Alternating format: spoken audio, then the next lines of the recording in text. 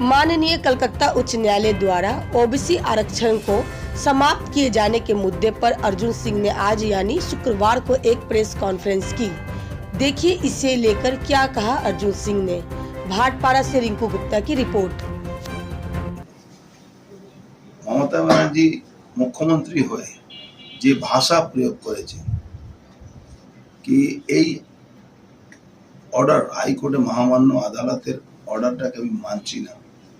প্রকাশ্যে জনসভা এটা টোটালি বেআইনি কথা বলেছেন। আমাদের দেশে সব থেকে বেশি কেউ সম্মান করে কোনো মানুষ তাহলে কোর্টকে করে। সেখানে উনি একটা ত্রুটিপূর্ণ আইন তৈরি করেছিলেন। সেই আইনটাকে কোর্টে মামলা হয়, প্রায় 5 বছর 4 বছর কেস চলার পরে হাইকোর্ট রায় দেয়, সেটা আইনটা বাতিল হয়।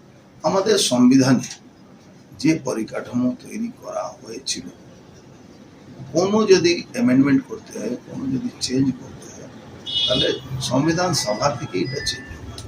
সেটা কোনো রাজ্য সরকারের এখতিয়ারের বাইরে আছে এই কাজগুলো করা। সেখানে উনি নিজে জোর করে ক্ষমতার জোরে উনি বিধানসভায় একটা আইন পাস করে এটা করেছিলেন।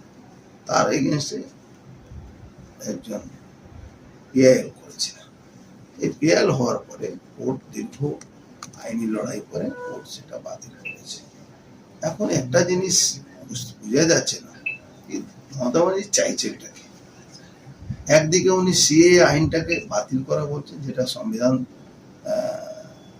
সংবিধান সভা পাস করেছে, তারপরে আপনার রাষ্ট্রপতি মোহর লেগেছে, আইন ইমপ্লিমেন্ট হয়েছে, আইনসভা পাস করেছে, আইন ইমপ্লিমেন্ট হয়েছে।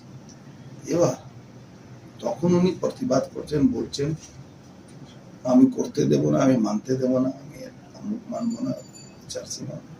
আর এখানে উনি যে করেছে একটা বর্গ বিশেষকে উনি সুবিধা পাইয়ে দিয়ে দেওয়ার চেষ্টা করছে। আমি সুবিধা পাইয়ে দিন, তাতে আমাদের কিছু অসুবিধা নেই, কিন্তু আইনটা মেনে করতে হবে। আজকে ধরুন একটা হায়ার কাস্টে কোনো লোক আছে, সে বলবে কি আমি দলিতের জন্য, এসসি এসটির জন্য যে আইন তৈরি হয়েছে আমি এটা মানব না। এটা কি সম্ভব আমাদের দেশে? আমাদের দেশ গণতান্ত্রিক দেশ, সবটাই সংবিধান মেনে এখানে চলতে হয়।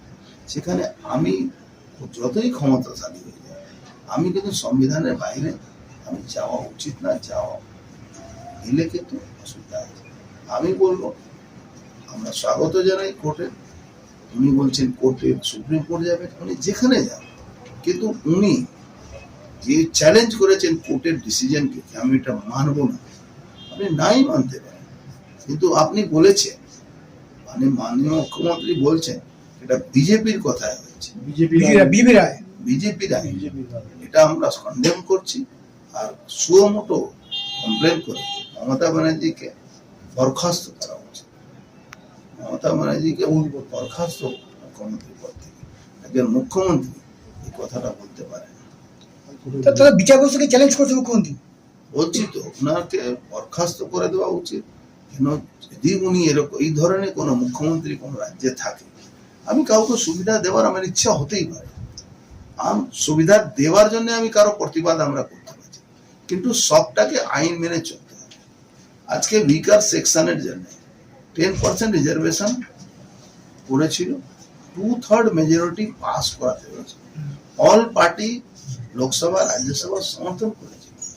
দীর্ঘ 4 দিন আলোচনা চলেছে, তারপরে এটা মোহর লেগেছে।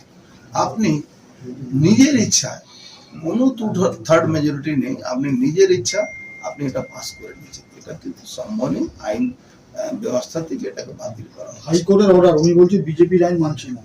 সেটাই বলছি কি এই ব্যাপারে ওনাকে বরখাস্ত করা উচিত, সুমোটো এফআইআর করে ওনাকে ইমিডিয়েট সাসপেন্ড করে দেওয়া উচিত। দলের পক্ষ থেকে এফআইআর করা হবে।